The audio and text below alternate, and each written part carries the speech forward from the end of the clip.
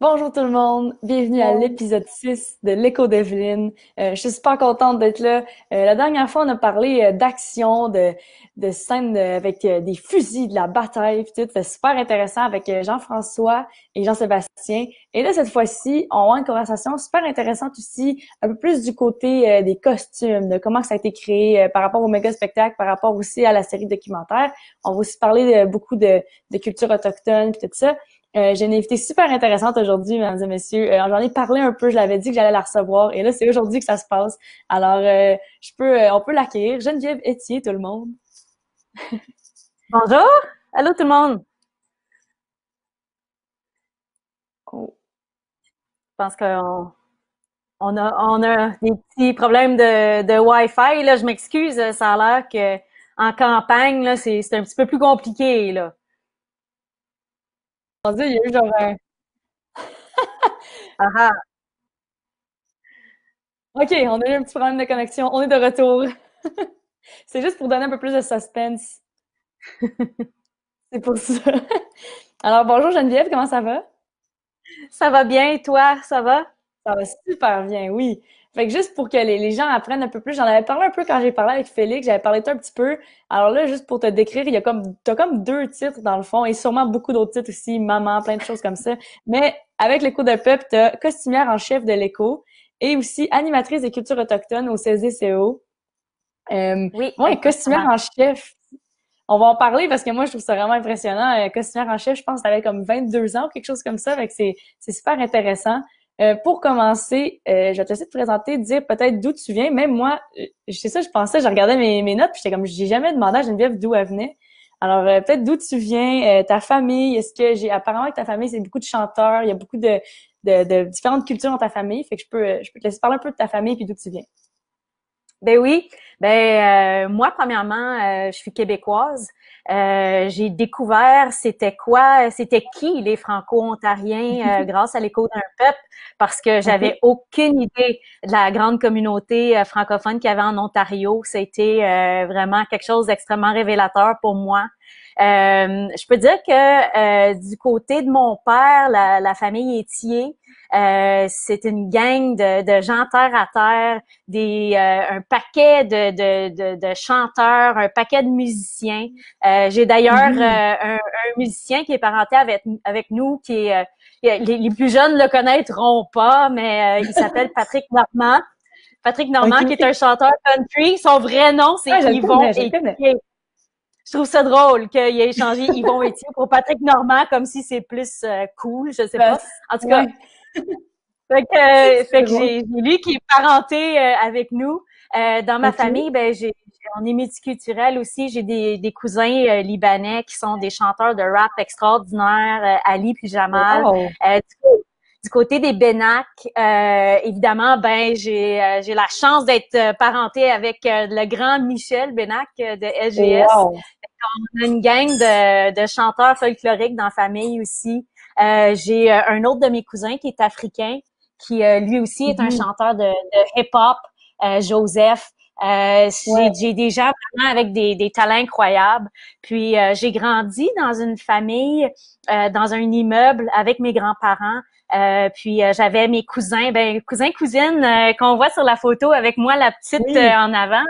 Et c'est toi la plus Mes jeune. Exactement. Puis mes deux cousins et ma cousine, Clifford, Eric et Tiffany, qui sont cris, qui sont des autochtones, leur maman est cri. Et OK. j'ai grandi avec eux, j'ai grandi avec beaucoup de jeunes autochtones, de jeunes filles cris qu'on accueillait chez nous pendant OK. leurs études postsecondaires. Fait que j'ai vraiment eu la chance de grandir dans une famille où ce qu'il y avait tellement de différence au niveau de la culture. Puis ça m'a permis d'être encore plus ouverte à toutes les belles richesses Mhm. culturelles qu'on a autour de nous. Ah, wow! Puis est-ce que le fait de grandir entouré de plein de musiciens, de chanteurs, puis tout ça, parce que je sais qu'avec l'Écho d'un peuple, tu fais beaucoup de chants autochtones. Est-ce que, quand est-ce que toi t'as décidé, OK, moi j'ai envie de chanter aussi? Est-ce que ça part de ta famille ou?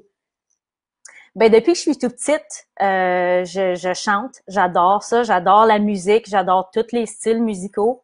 Ma Mhm. passion pour le côté Wendat s'est développée vraiment avec parce que c'est surtout des chants Wendat que j'ai appris initialement. Ça a vraiment commencé avec l'écho d'un peuple. Cette passion-là, j'ai découvert les chants autochtones à ce moment-là. Puis c'est depuis ce temps-là, j'essaie d'en apprendre de plus en plus. Mon tambour qui est tellement qui est une partie de moi.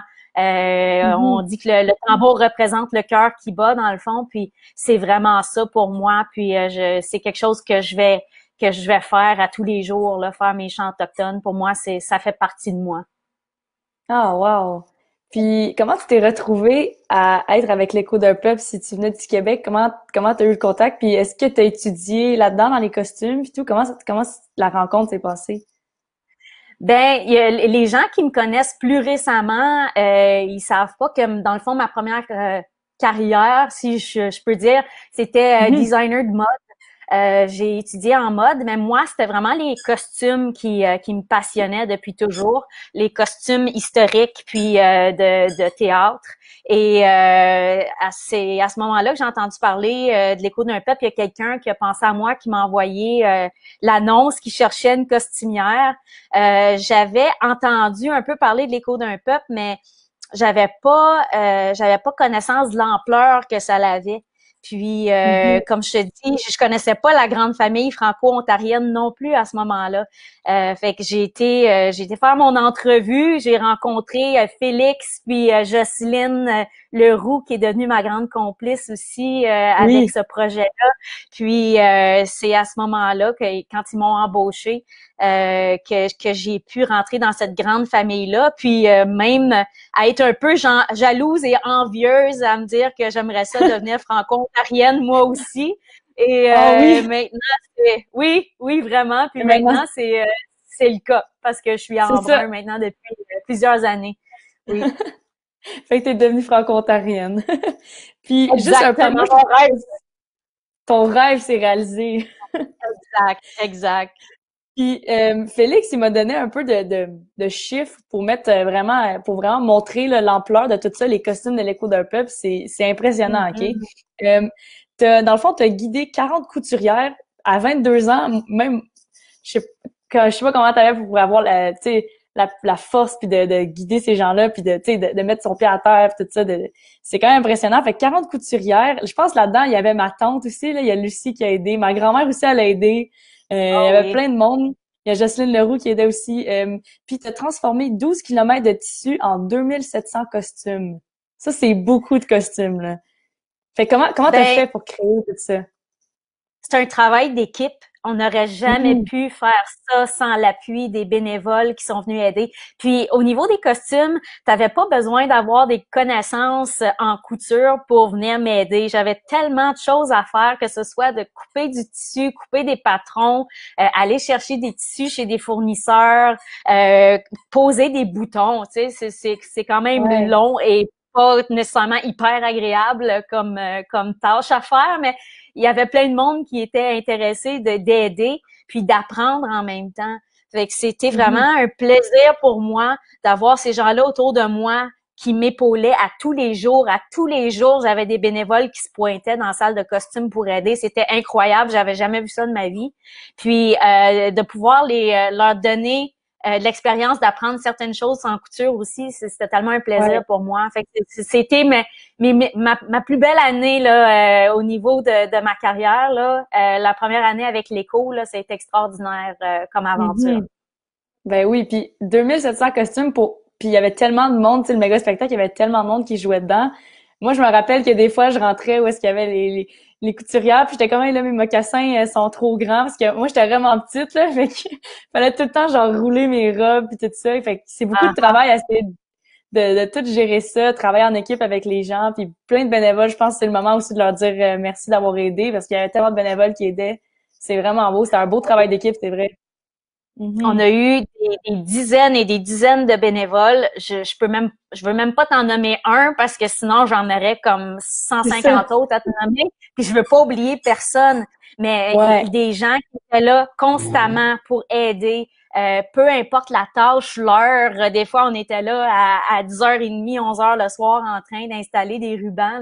Là. C'était Mhm. des gens incroyables, une communauté forte, puis vraiment tricotée serrée.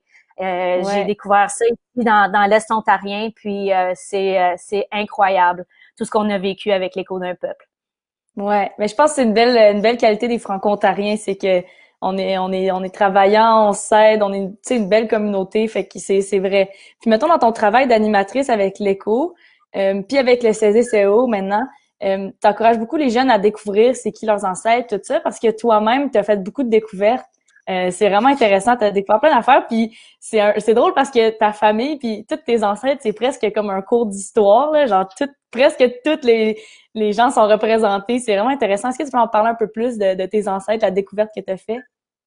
Ben oui, ben c'est ça. Moi, je pousse beaucoup les jeunes à poser des questions sur leur famille, leurs ancêtres, à Ouais. leurs parents, à leurs grands-parents, parce que c'est difficile par la suite quand tu essaies de faire des recherches, même avec les sites web extraordinaires de généalogie qui existent maintenant, c'est facile de se perdre dans la tonne de Mhm. documents qu'il y a là. Puis des fois, il y a une petite différence au niveau des lettres ou de la façon qu'ils écrivaient le nom. Puis là, ben là, t'es tout perdu, tu sais plus c'est quel document que tu cherches à ce moment-là.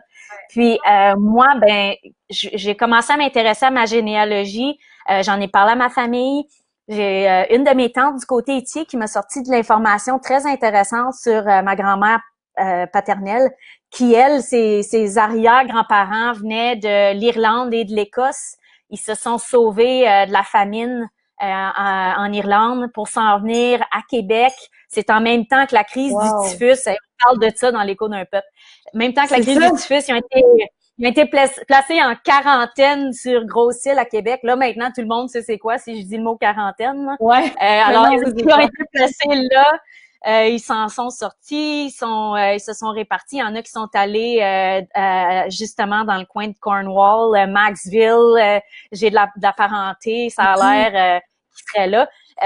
Du côté de mon grand-père Étier, on a découvert des ancêtres Anishinaabe et Wendat.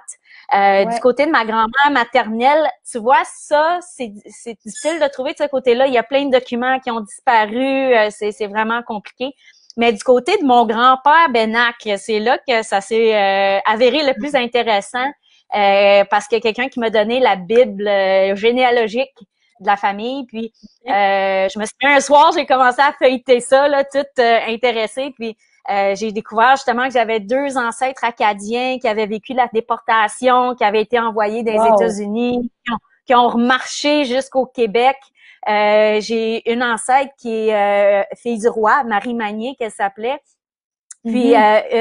j'ai aussi, là, j'ai découvert ça. Puis là, je criais là, tellement que j'étais excitée.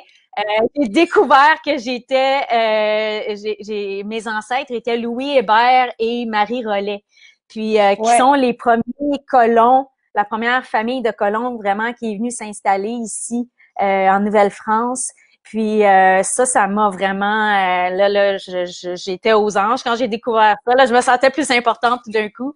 Mais Oui. c'est tellement fou. On pourrait faire des films d'action sur chacun de nos ancêtres quand C'est on regarde vrai. leur histoire. C'est pour ça que j'encourage tous les jeunes à poser le plus de questions qu'ils peuvent pendant qu'ils ont leurs parents et leurs grands-parents autour d'eux pour leur Ouais. répondre parce que Profiter. c'est vraiment pas facile de chercher Mhm. dans la paperasse par la suite, oui. Ouais. Puis c'est vraiment drôle parce que là, moi j'ai un ancêtre qui vient du Nipissing. Puis là, si on retourne dans nos arbres généalogiques, puis on se rend compte qu'il y a comme eu une rencontre à un moment donné. Je peux te laisser l'expliquer parce que c'est vraiment fou. Nos ancêtres se sont rencontrés. Je vais te laisser expliquer comment ça se fait. C'est vraiment impressionnant. Oui, c'est vraiment le fun comme histoire.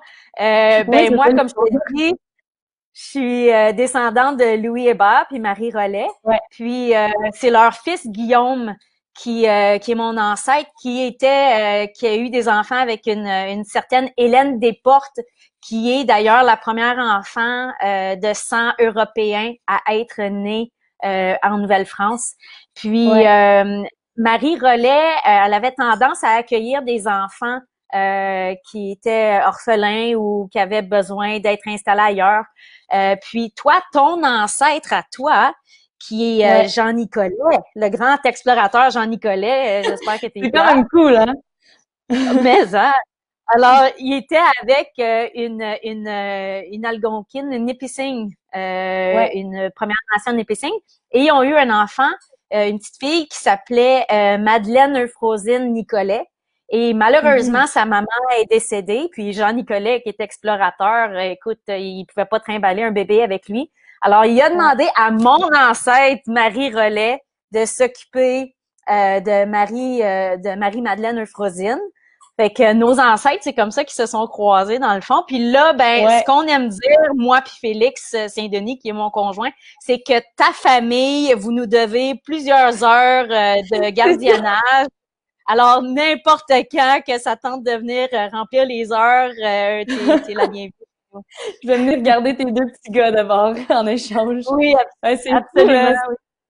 Ouais, c'est ça. Puis on a découvert ça, ça fait pas tant longtemps, là. Ça m'a donné à l'écho, on parlait puis tout, puis on s'est comme rendu compte de ça, que il y a vraiment longtemps, ton ancêtre s'occupait de mon ancêtre. C'est vraiment une belle histoire.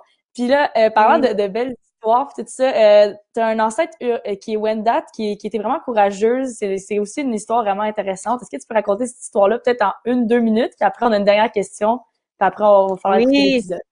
Oui. Ben, je vais essayer de faire ça vite. En Ouais, c'est 1650, mieux. il y a 300 Wendat qui sont partis de la Huronie, qui est autour des Grands Lacs, le lac Huron, à Penetanguishene. Ils sont partis avec les Jésuites vers Québec parce qu'ils sauvaient des attaques iroquoises constantes. Et eux autres, ils ont décidé de se convertir à la religion catholique. Alors, ils sont partis de la Huronie, ils ont marché jusqu'à Québec. Ça, c'est à peu près 12 heures de voiture comme très rapide. Alors, on peut s'imaginer Wow. combien de temps ça a dû prendre pour se rendre là. Alors, elle s'est rendue là, puis elle a recommencé sa vie dans le nouveau Wendake, là, qu'ils ont installé là-bas. Et Wow. ça, ben, Hey, justement, c'est une photo avec les Wendat à Québec, là, l'été dernier, là, avec la troupe Sandoqua. OK. Wow. Hey, c'est une autre histoire. Tu sais, ça aussi, ça pourrait être un film, là. Nos ancêtres Tellement. ont vraiment des histoires intéressantes. Puis une dernière question, moi, c'est une question que j'aime beaucoup, là, par rapport à, c'est quoi qui te fascine? C'est quoi que t'as appris le plus par rapport à la culture autochtone, la spiritualité? C'est quoi qui te fascine le plus par rapport à ça? Ben, comme je te mentionnais, j'ai grandi avec beaucoup d'Autochtones autour de moi Ouais. qui m'ont beaucoup appris. Puis dans les dernières années, j'ai eu la chance de cheminer aussi avec un grand homme qui s'appelle Dominic Rankin, qui était un Mhm. chef algonquin. Ça fait depuis 2003 que je chemine avec lui, que j'apprends énormément. C'est comme un deuxième père pour moi. Il m'apprend Ouais. tellement sur les différentes valeurs autochtones. Puis j'ai eu la chance aussi, ben Félix, il m'a tellement appris, lui aussi, veut pas, Ouais. en me partageant l'histoire des Autochtones, et avec Christian Pilon et Paul Allaire, qui sont deux amis extraordinaires aussi, qui me partagent tellement sur les cultures autochtones. Puis je te dirais que ce qui m'ont le plus démontré, c'est le respect dans cette culture-là. Le respect est tellement important. Puis que ce soit le respect de n'importe quoi, de tout, on est tous égaux, on est tous dans un cercle, on est tous, que tu sois une plante, que tu sois un humain, que tu sois une roche, que tu sois peu importe quoi, on Mhm. est tous interconnectés, on a tous besoin un de l'autre pour vivre. Puis c'est important d'être en harmonie pour justement vivre dans cette belle équilibre-là et de protéger Mère Terre aussi. On sait que Mère Terre, elle va de moins en moins bien, mais si on serait capable d'avoir ce respect-là avec tout ce qui existe, mais ça l'irait beaucoup mieux. Alors moi, je nous Ouais. souhaite qu'on ait ce respect-là qui se développe pour nous aider dans le Mhm. futur. Ouais, Mhm. c'est tellement des belles valeurs. Puis là, c'est bon aussi parce que dans l'épisode 6 qu'on va écouter bientôt, il en parle beaucoup de ces valeurs-là, des croyances, le cercle, puis tout ça, ça l'explique super bien l'épisode. Puis j'ai l'impression que le plus qu'on en apprend, le mieux c'est parce que tu sais, c'est tellement des bonnes valeurs qu'on peut réutiliser après. Puis pas obligé d'avoir des ancêtres autochtones pour tu sais penser comme ça, être beaucoup plus profiter de la nature, remercier la nature, tout ça. Fait que c'est vraiment des belles choses. Puis une dernière Oui. question, ça serait comment est-ce que tu as vécu l'expérience de l'écho d'un peuple, puis qu'est-ce que ça t'a apporté dans ta vie? Tu en as beaucoup parlé, tu sais, ça t'a fait beaucoup découvrir par rapport à tes ancêtres, tout ça. Puis juste en terminant pour nous envoyer vers l'épisode 6. Ben, moi, l'écho d'un peuple a changé ma vie. J'aurais pas la vie que j'ai là en ce moment si j'avais pas fait une entrevue en novembre 2003 pour l'écho d'un peuple. J'ai tellement appris le respect, j'ai appris à devenir une meilleure personne, vraiment. Puis à développer des liens communautaires incroyables. Puis moi, il y a quelque chose que je racontais à Félix hier, je pense que c'est la première fois que je lui disais ça. À tous les soirs, à l'écho d'un peuple, avant même que je sache que j'avais des ancêtres autochtones, je me dépêchais à chaque fois que c'était la scène de Anikuya. Il y avait un autochtone qui était sur la butte, qui jouait du tambour. À tous les soirs, c'était mon spécial à moi. C'était le cadeau que je me faisais d'aller voir cette scène-là.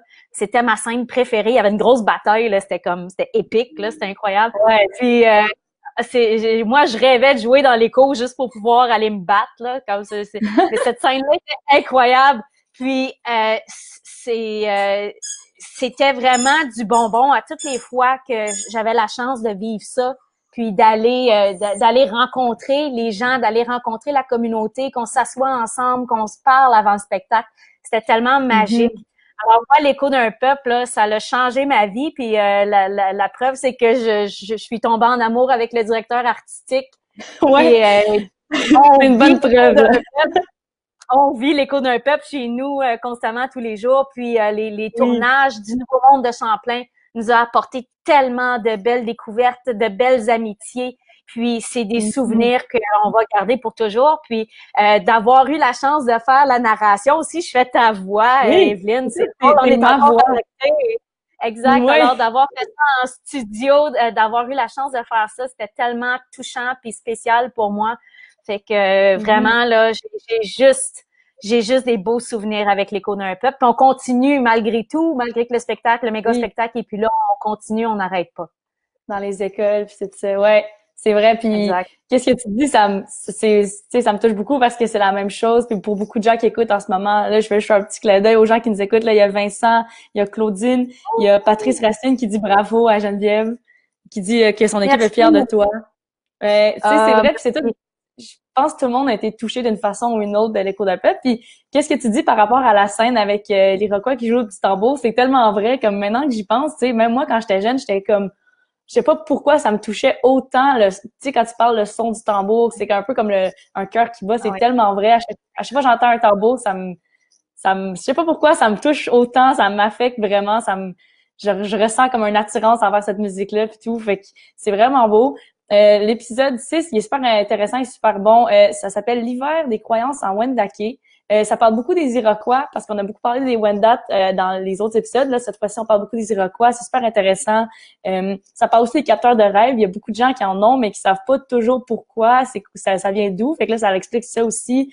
Les croyances autochtones, les aventures de Champlain. Ça va être super un bon épisode. Et c'est ça, si vous avez pas remarqué, j'ai oublié de le dire, mais oui, c'est Geneviève qui fait la voix.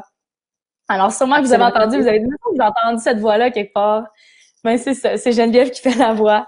Alors, mais là, c'est parce qu'il aurait fallu faire ta voix, là, aujourd'hui, là, pendant que tu parles. Il aurait fallu que tu fasses pas ma voix qui sorte, là, qu'ils comprennent. J'aurais dû doubler ma voix en même temps.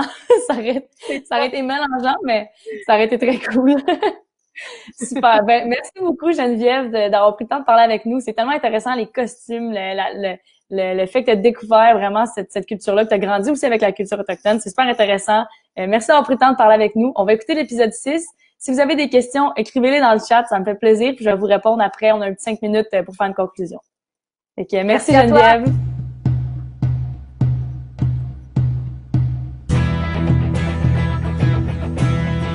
Kichimigwech. Kichisipi Anishinaabe. Ho.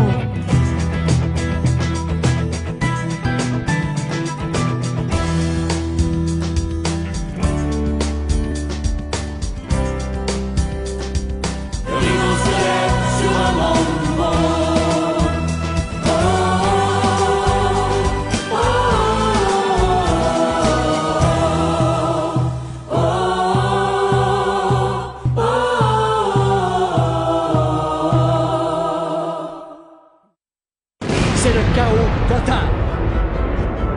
Les cris et les hurlements sont tellement forts que les Alliés n'entendent plus les commandements de Darontal, d'Iroquet ou de Champlain. Une flèche iroquoise fend l'air à toute vitesse, tout droit vers Champlain.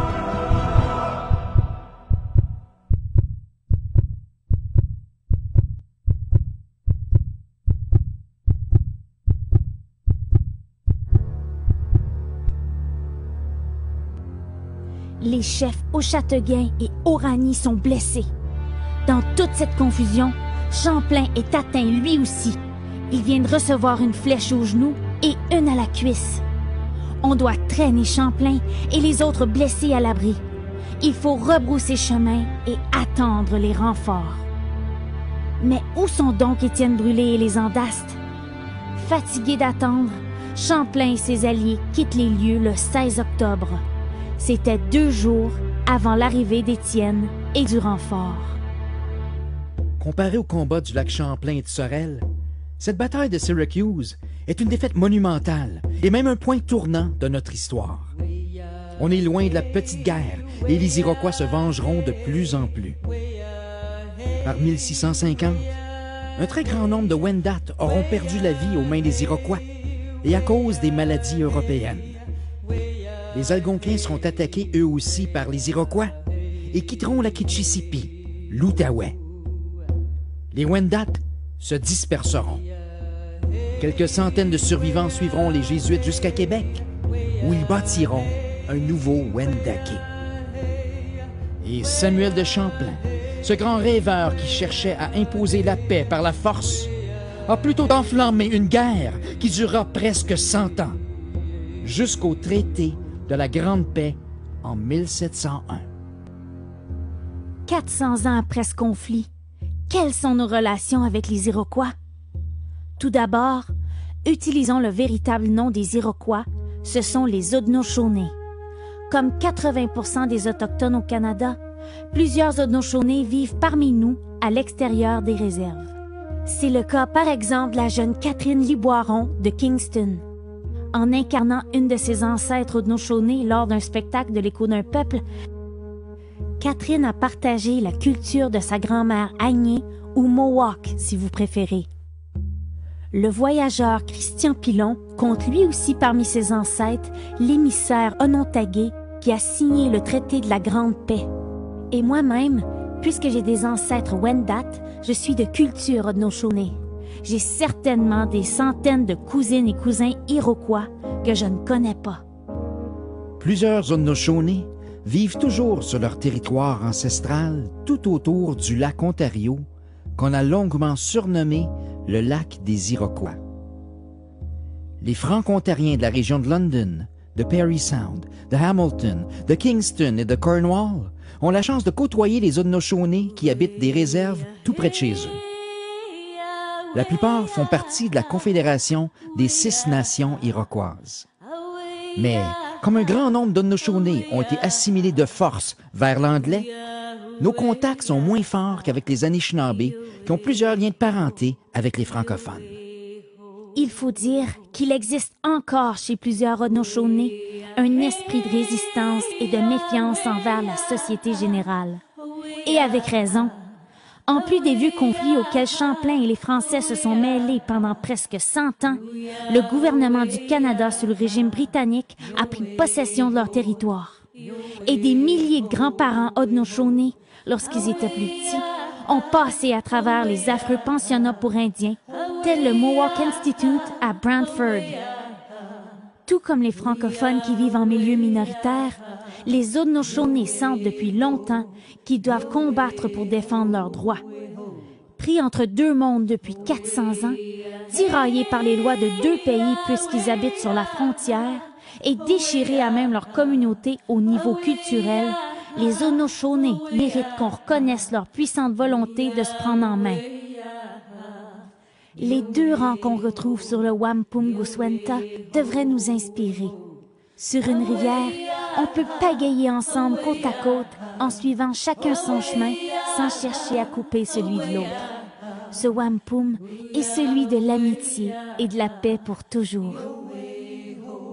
Je souhaite de tout cœur que la nouvelle génération, comme moi, ira davantage participer aux événements des Haudenosaunee et des Six Nations, tels les powwows. Prenons la peine d'aller visiter les richesses culturelles qu'on retrouve chez nos voisins. Et apprenons à bâtir ensemble notre avenir aussi prometteur que ce merveilleux chant de l'amitié qui résonne en nous.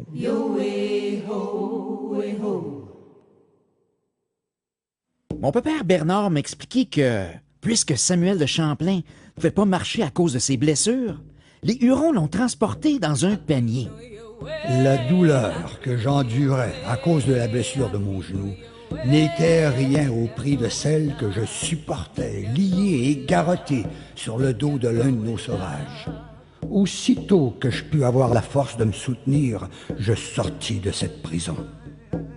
Mais la douleur que Champlain éprouve ne lui fait pas aussi mal que l'humiliation qu'il vit. Ses alliés Wendat et Anishinaabe ont perdu une bonne part de respect et de confiance en lui. Son autorité comme le grand capitaine des Français en a pris tout un coup. De retour au canot, sur la rive du lac Ontario, Champlain demande d'être ramené à Québec. Ses alliés refusent. Il n'aura pas d'autre choix que de suivre les Hurons et de passer l'hiver parmi eux. Cela m'affligeait fort. Ils m'avaient promis de me ramener. J'étais fort mal accommodé pour hiverner avec eux. Après quelques jours, je reconnus que leur dessein était de me retenir avec mes compagnons à leur pays pour entendre ce qui se passait en leur conseil et assemblée. Novembre arrive et on est toujours sur la route de retour vers la Huronie. Après avoir longé les Mille-Îles, les Hurons et les Algonquins établissent un campement temporaire pour suivre une tradition annuelle, la chasse au chevreuil.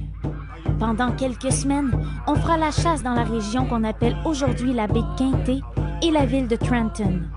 Champlain participe à cette chasse et observe une technique ingénieuse. Les chasseurs s'avancent, formant une grande ligne. Ayant chacun 2 bâtons desquels ils frappent l'un sur l'autre. Ils allèrent dans le bois, proche d'une petite sapinière. Les cerfs, voyant ce bruit, s'enfuient venteux. Ils arrivent au clos où les sauvages les pressent d'aller et se joignant peu à peu vers l'ouverture de leur triangle. Les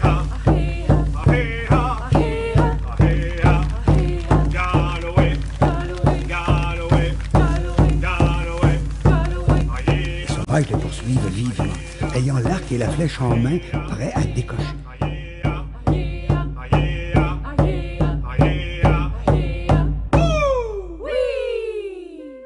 Inlassable curieux, Champlain délaisse le groupe pour s'enfoncer dans les bois. Il poursuit un oiseau qui lui fait penser à ceux qu'il avait observés aux Antilles.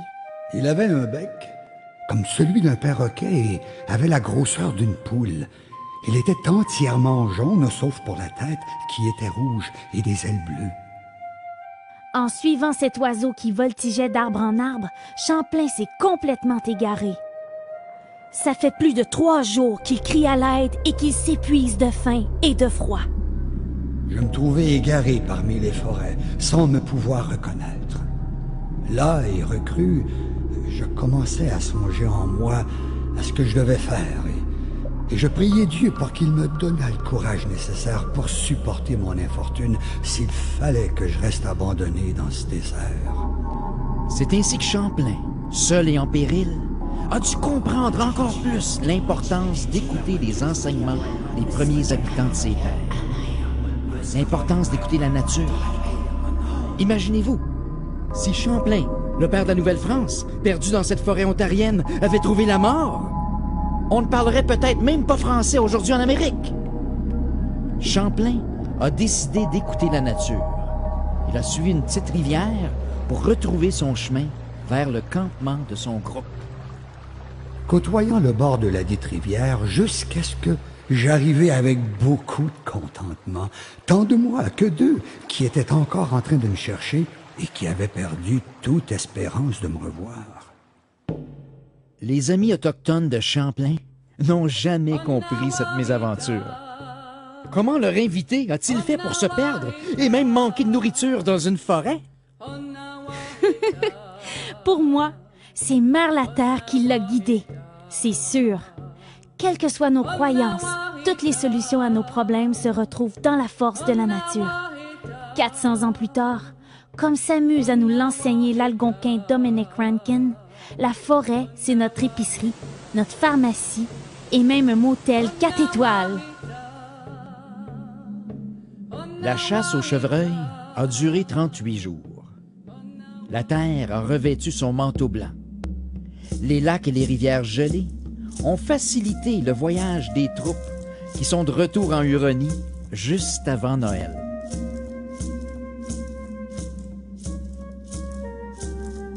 Femmes et enfants sont heureux de revoir les leurs. D'autres apprennent qu'ils ont perdu un frère, un père, un fils. Le chef d'Arontal accueille Champlain comme un frère dans sa maison longue à Kayagué pour y passer l'hiver. Darontal lui offre des vivres en abondance, des soins pour ses maux, des fêtes pour nouer leur amitié et tout ce qu'il faut pour hiverner, allant des fourrures chaudes aux tisanes vitaminées et jusqu'aux raquettes. L'artiste, le scientifique et l'anthropologue en Samuel décident alors de profiter pleinement de la découverte de ce monde nouveau qui se différencie tellement de l'Europe par son esprit de partage total. Cette valeur de coopération pourrait-elle devenir l'essence de la Nouvelle-France dont il rêve? 4 siècles plus tard, la jeunesse franco-ontarienne a compris ce principe profond en créant des jeux franco-ontariens à formule coopérative. Champlain peut enfin se reposer. Il ferme ses yeux. Plein d'images viennent à son esprit. Est-il au milieu d'un rêve? Aurait-il plutôt un songe? Dans ce nouveau monde, on est loin de la pyramide où, au sommet, des gens avec le pouvoir peuvent écraser les autres. Il n'y a pas de riches ni de pauvres. On accorde beaucoup de liberté aux enfants. On ne leur donne pas de coups pour les punir. On démontre chaleureusement notre affection à tous les enfants et tout le village les élève, comme dans un village africain. Ici, les personnes handicapées sont respectées comme des personnes qui sont proches du grand esprit. Les grands-mères honorent les 2 esprits, c'est-à-dire les homosexuels qui portent en eux les esprits féminins et masculins. Elles les reconnaissent avant l'âge de 3 ans.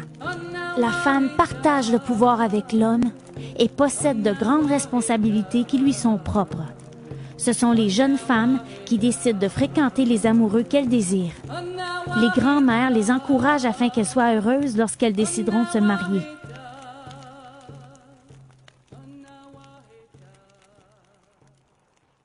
L'image d'Hélène apparaît à Champlain. Sa jeune épouse n'a jamais eu mot à dire sur leur mariage. Et ici, enfin, les personnes âgées sont non seulement respectées, mais toujours consultées comme des sages qui guident les grandes décisions. C'est le pouvoir du cercle chez les Autochtones.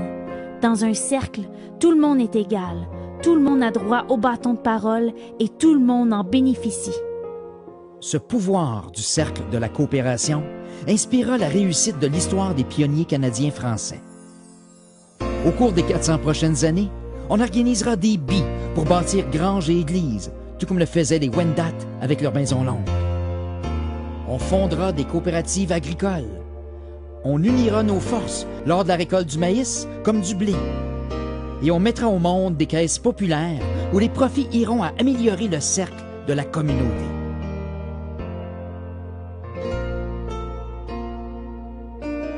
Le 5 janvier 1616, Champlain retrouve le père Le Caron au village de Caragua. Fait étrange, personne n'a encore entendu parler d'Étienne Brûlé. M'étant reposé, j'ai décidé d'aller voir en hiver les peuples que l'été et la guerre ne m'avaient pas permis de visiter. Ils partent ainsi vers le sud-ouest et vont de village en village pour offrir leur amitié, des présents dont des étoffes chaudes, des outils de fer et aussi un nouveau dieu. De son côté, Le Caron est content de changer d'air. Jusqu'à présent, sa mission de convertir les Wendat est un échec. Les Wendat sont curieux par rapport aux dieux des Français, mais ont déjà leurs propres croyances selon lesquelles ils vivent en harmonie avec la nature. Chez les Wendat, comme chez l'ensemble des Premières Nations, on vénère des Oki, c'est-à-dire les esprits qui existent dans tout ce qui est vivant, les animaux, les plantes, les poissons, les arbres, les cours d'eau et les astres, comme la Lune. Ces Oki sont souvent incarnés par des chamans qu'on consulte pour de grandes décisions ou pour chercher une guérison. Et chaque individu a aussi accès directement aux esprits, aux ancêtres et aux grands Manitou. Étienne l'avait sans doute décrit à Champlain en remontant la Kichisipi vers le pays des Hurons. Chaque journée chez les Anishinaabe comme chez les Wendat est remplie de rituels, de prières et d'offrandes. Par exemple, on remercie le poisson qu'on vient de pêcher d'avoir offert sa vie pour éviter qu'on meure de faim. On honore la vie sacrifiée de l'orignal ou du chevreuil qu'on vient de chasser en utilisant chaque partie de son corps. On utilise sa fourrure comme vêtement pour ne pas mourir de froid, sa viande pour se nourrir et partager avec tout le village, ses boyaux pour fabriquer des raquettes ou ses os pour fabriquer des hameçons, des outils et même des jeux. Champlain a souvent vu ses guides faire des offrandes de tabac dans la rivière ou en déposer au pied d'un arbre. Les Autochtones croient aussi aux messages que contiennent leurs songes. Ils vont écouter religieusement les visions qu'ils reçoivent dans leurs rêves, autant la nuit qu'en plein jour. Mes ancêtres Anishinaabe fabriquaient des capteurs de rêves et on le fait encore aujourd'hui.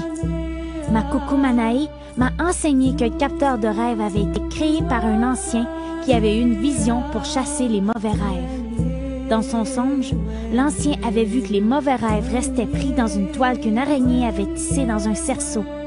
Les bons rêves pouvaient passer la toile et se rendre jusqu'à nous en glissant par les plumes. C'est pourquoi, encore de nos jours, plein de monde en suspendent par-dessus leur lit. Mes grands-parents Yves et Hélène sont allés en voyage au Mexique où ils ont visité un parc extraordinaire nommé Xcaret. On y présente un immense spectacle qui est un peu l'écho d'un peuple des Mayas et du Mexique.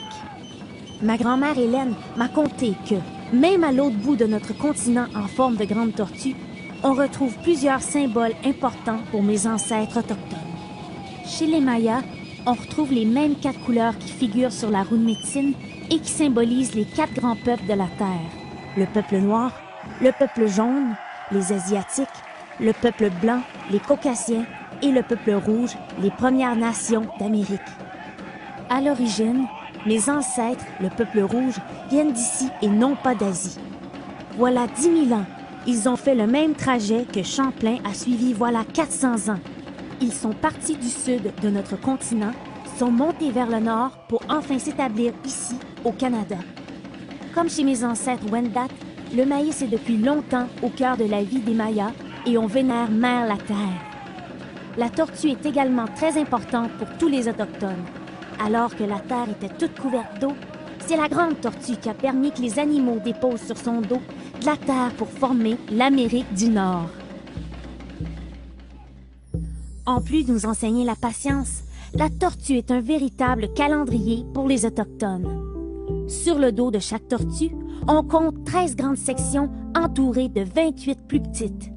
Les 13 grandes sections correspondent au cycle des 13 pleines lunes qu'on trouve dans une année. Les 28 plus petites, c'est le nombre de jours entre 2 pleines lunes. Quand on multiplie les 13 lunes par 28 jours, ça donne exactement une année de 364 jours. En prenant le temps de passer l'hiver parmi les Wendat, Joseph Le Caron et les Français ont dû être fascinés par toutes ces croyances et ces enseignements. Il y a une raison pour tout chez les Autochtones et on doit être à l'écoute des Oki, des esprits de la nature et des messages de la Terre. Les Autochtones l'ont toujours compris. On doit vivre au cycle de la nature. Elle est pleine de magie et de secrets. Mais ce qui impressionnera encore plus Samuel de Champlain, c'est le rituel de la fête des morts qui dure 10 jours.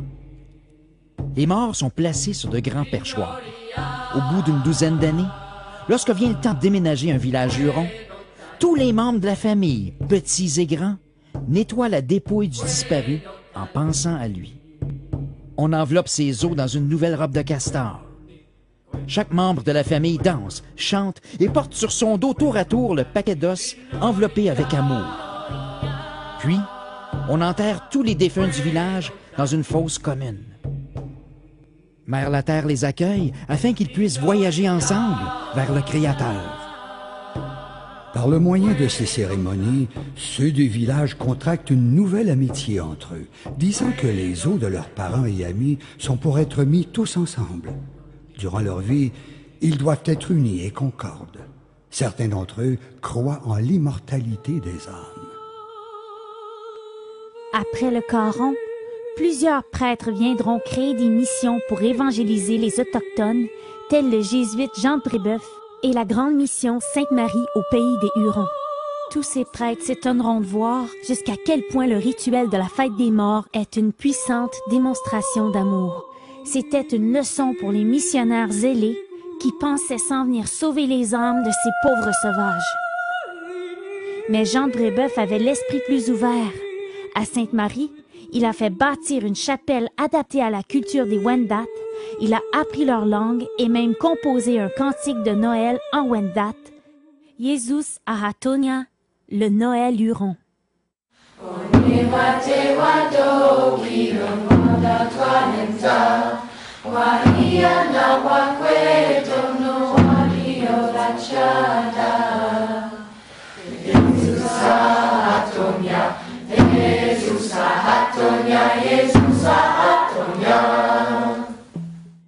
Et c'est ainsi qu'en ce début d'hiver 1616, Champlain et Joseph Le Caron sont allés à la rencontre de tellement de nations, à tellement d'endroits, que leurs noms s'entremêlent autant que les lanières sur leurs raquettes. Ils ont visité 7 villages des Tionon-Tateronon. C'est le peuple du Pétain ou du Tabac qui vit au bord de la baie de Nottawasaga, dans la région de Collingwood, jusqu'à Owen Sound. Tous les peuples accouraient pour nous voir, faisant 1000 démonstrations d'amitié. Après avoir visité ces peuples, nous allâmes chez une nation sauvage que nous avons nommée les Cheveux Relevés, lesquels furent fort joyeux de nous revoir, avec lesquels nous jurâmes aussi amitié.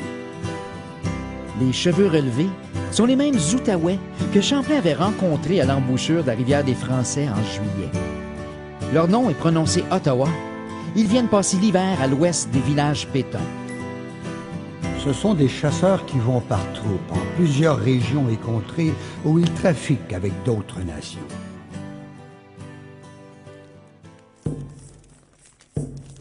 Le chef des Pétuns allume le calumet. On se le passe pour purifier sa bouche avant de parler. Dans nos décisions, on devra penser aux enseignements reçus des 7 générations précédentes et à l'avenir des 7 suivantes. Les Cheveux Relevés ont demandé à Champlain de les aider à faire la guerre à leurs ennemis, les Assistagérouons ou les Gens de Feu, connus aussi comme les Mascoutaines. Ceux-ci habitent à l'ouest de la rivière Détroit, dans l'État du Michigan. Champlain leur explique qu'il n'a pas les moyens de les aider. Partout, Champlain remarque qu'on cultive abondamment le maïs, qu'il décrit dans son journal comme blé d'Inde ou blé de Turquie.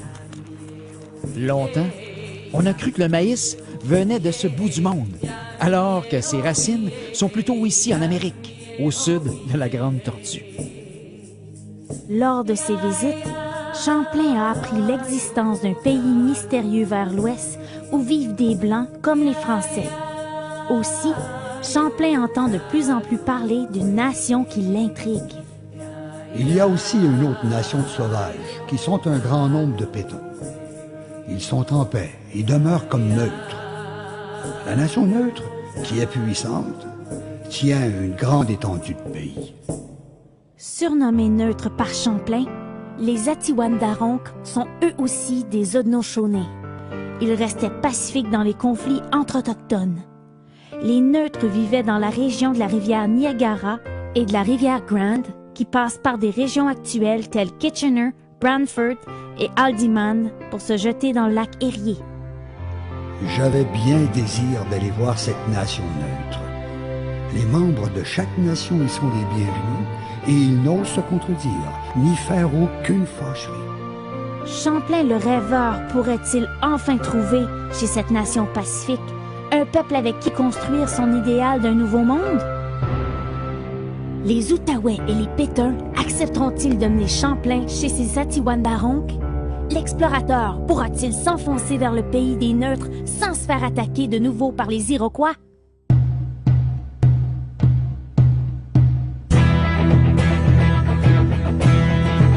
Chimigwech, Kichisipi Anishinaabe, Ho.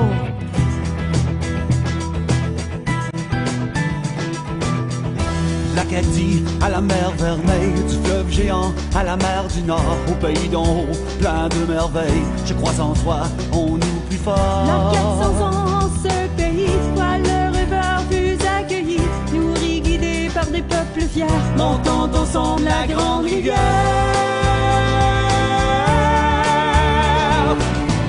Accroche à ton grand rêve, bagaillement, jusqu'au bout de la terre, dessinons ce nouveau monde, cette nouvelle France, comportons-nous avec puissance, qui sont devenus mes rêves, ma passion. Sur tout le sol brûlé, cultivons un jardin d'idéaux, un monde plus beau, le rideau se lève sur un monde nouveau. Oh, oh, oh,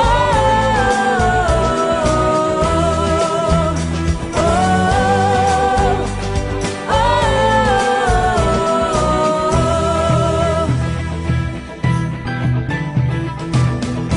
Comme noyé, cheval long saut, devant nos yeux chute le rideau, pour contourner les bleus de la vie, on rêve tout haut, on cueille.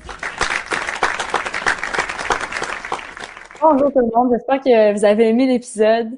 Moi, j'ai beaucoup aimé cet épisode-là. Je trouve, je sais pas pour vous, mais à chaque épisode, je le dis là, mais à chaque épisode, c'est tellement bon. Puis là, la semaine prochaine, on écoute le dernier épisode de la série documentaire Le Nouveau Monde de Champlain. Après ça, inquiétez-vous pas, ça va pas finir là. Il va y avoir d'autres émissions de l'Écho d'Evelyn avec d'autres vidéos qu'on va écouter, d'autres invités super intéressants. Mais la semaine prochaine, ça va être le dernier épisode, fait que ça va comme terminer cette petite boucle de l'aventure de Samuel Champlain qui est arrivé au Canada, puis tout ça. Je trouve que cet épisode-là est intéressant parce qu'on apprend plein de choses que moi, je savais même pas. Tu sais, par rapport à la tortue, puis tout ça. Là, bon, je fais des petits liens, là, mais ça me fait un peu penser à, comme, tu sais, les conspiracy theories, là. C'est quasiment le même concept parce que c'est comme, ça a pas d'allure, comment que ça se peut, ça fait tellement de sens. C'est fou, là, que quand tu comptes sur le dos de la tortue, ça finit par faire les jours de l'année. C'est tellement cool. Ça prouve à quel point la nature, c'est puissant, puis que, si on prend le temps de vraiment comprendre, analyser toute la nature, tu comprends tellement d'affaires, tu sais, puis un peu comme Samuel Champlain dans l'épisode, à un moment donné, il se perd pendant 3 jours dans la nature, puis les Autochtones qui sont avec lui, ils comprennent pas quand il revient parce qu'ils sont comme, mais comment tu t'es perdu dans le bois, tu sais, parce que pour eux, le bois, c'est leur maison, c'est comme, ils sont habitués, comme, pour un Autochtone, tu te perds pas dans le bois, là, tu sais, t'as juste à te retrouver en regardant la nature, tu sais, la mousse sur les arbres, ces affaires-là. Fait que pour eux, c'est comme, comment ça fait qu'il s'est perdu? Puis ben, Samuel Champlain connaissait pas assez ces affaires-là pour fait que finalement, il s'est perdu pour Samuel Champlain. Je pense qu'il s'est retrouvé, là, comme il dit dans l'épisode, si c'était pas retrouvé, il aurait sûrement pas, tu sais, il aurait sûrement pas du français en ce moment au Canada, tu sais, il y aurait pas tout ce qui s'est passé. Fait que une chance qu'il s'est retrouvé, qu'il a suivi la nature, mais je pense que c'est une façon de montrer à quel point la nature est puissante et forte. Fait que profitez-en, allez dehors, allez profiter de la journée, là. Et moi, aujourd'hui, il fait super soleil, fait que je vais aller sûrement dehors, faire des devoirs, j'ai beaucoup de devoirs, j'allais faire des devoirs dehors. Profitez-en, des fois, juste prendre une marche dehors, aller regarder la nature, regarder les animaux qu'on peut voir. Si vous vivez en ville, il y a plein de parcs, fait que allez dans des parcs, profitez-en. Puis là, pour terminer, il y a plein de monde qu'il faut remercier parce que c'est tellement beau qu'est-ce qui se passe avec l'Écho d'Evelyn. Moi, je m'en fais beaucoup parler, je suis vraiment contente. L'autre jour, j'étais à l'épicerie, puis il y a quelqu'un qui m'a croisé puis qui m'a dit "Hey, j'écoute l'Écho d'Evelyn, ça a fait ma journée comme." Fait que si vous me croisez ou vous avez des choses à me dire, dites-moi là dans les commentaires ou dites-moi là sur Facebook, Instagram. Ça me rend tellement heureuse d'avoir des nouvelles des gens qui écoutent ça. Je trouve que c'est vraiment une belle façon d'apprendre par rapport à la culture, puis surtout rencontrer des gens, tu sais, Geneviève est super intéressante, les 2 gars que j'ai reçus la dernière fois étaient super intéressants. Brian Saint-Pierre, c'était un des épisodes que moi j'ai préféré parce que la musique dans les films, ça m'intéresse tellement, fait que c'est plein d'affaires super intéressantes, fait qu'écoutez-les, partagez les vidéos si vous avez des jeunes, des enfants, c'est super intéressant pour eux. Aussi les conseils scolaires, envoyez ça à vos élèves. Moi, je trouve ça super le fun. Si t'es un élève qui écoute en ce moment, ça me rend tellement heureuse de t'aider dans ton éducation puis que t'apprennes des choses avec moi. Moi, je tripe bien raide. Alors, je tiens à dire merci premièrement à Geneviève Etier qui a pris le temps de nous parler aujourd'hui. super intéressante, une vraiment belle conversation. Je tiens aussi à dire merci au CSDCO. Geneviève travaille pour le CSDCO en tant qu'animatrice des cultures autochtones, fait que ça fait un beau lien. Merci aussi à tous les conseils scolaires de l'Ontario qui ont permis ça. Tu sais, tous les jeunes dans les épisodes, c'est des jeunes des écoles de l'Ontario. Fait que merci à eux. Merci au ministère de l'Éducation. Merci aussi aux aînés puis aux artistes autochtones. Il y en a beaucoup qu'on voit dans la série. On fait des petits clins d'œil, on les voit. C'est grâce à eux qu'il y a plein de choses qu'on a appris grâce à eux. Tu sais, il y a Christian Pilon dans l'épisode qu'on voit. Tu sais, il a appris tellement de choses. Christian Pilon, il a beaucoup aidé. Il y a Anaé, il y a André. Il y a tellement de monde intéressant. Fait que merci à eux autres. Puis merci à vous d'écouter l'épisode. Ça me rend tellement heureuse. Là, je suis toute de bonne humeur. Je suis toute motivée pour le reste de ma journée. Fait que merci beaucoup. Puis la semaine prochaine, ça va être le dernier épisode de la série documentaire Le Nouveau Monde de Champlain. Puis on reçoit deux personnes super intéressantes. OK, la première personne qu'on va recevoir, c'est Kundera Provo Jumbo. Puis Kundera, c'est lui dans l'épisode. Tu sais, il y a comme deux personnages principaux. Il y a moi puis il y a Kundera. Fait que Kundera, qui joue dans l'épisode, va être là pour vrai. Alors, on va rencontrer la vedette de la série documentaire Le Nouveau Monde de Champlain. On va parler avec lui. Il a fait l'écho d'un peuple aussi quand il était jeune. On va surtout parler aussi du côté africain avec lui. Ça va être super intéressant. Une belle conversation aussi. Puis, en même temps, j'ai deux invités parce qu'on finit ça en gros, là, la série documentaire. J'ai Mylène Levert. J'avais parlé d'elle dans le premier épisode de l'Écho d'Evelyne en disant que je l'avais rencontrée dans des tournois d'impro. On s'était rendu compte que moi et elle, on s'était rencontrés à l'Écho d'Evelyne quand on était jeunes. Puis on s'est comme retrouvés grâce à l'impro. Puis Mylène aussi, ça ressemble beaucoup à mon histoire. Elle a découvert qu'elle avait des racines autochtones plus tard dans sa vie. Fait qu'on va pouvoir parler de ça avec elle parce qu'elle a découvert ça. C'est quelqu'un qui est super fier de sa culture, super fier d'être franco-ontarienne aussi. Mylène a beaucoup fait de choses avec l'impro, avec la FESFO, avec son école secondaire. Elle vient d'Alexandria. Fait qu'on va parler avec ces deux personnes-là, deux jeunes qui vont beaucoup nous parler de leur fierté, de leur culture. Fait que ça va être un bel épisode la semaine prochaine à 1h, mardi à 1h. Puis sinon, si vous aimez ça m'écouter parler, mais que vous voulez d'autres sortes de contenus, le mercredi à 19h, j'ai toujours mon live solo. Ce mercredi, je reçois la grande sœur, on va parler de voyage avec elle. Fait que venez voir ça sur la page du Réveil, allez downloader l'application du Réveil. Puis sinon, on se voit pour un prochain live tout le monde. Alors, merci beaucoup et passez une belle journée.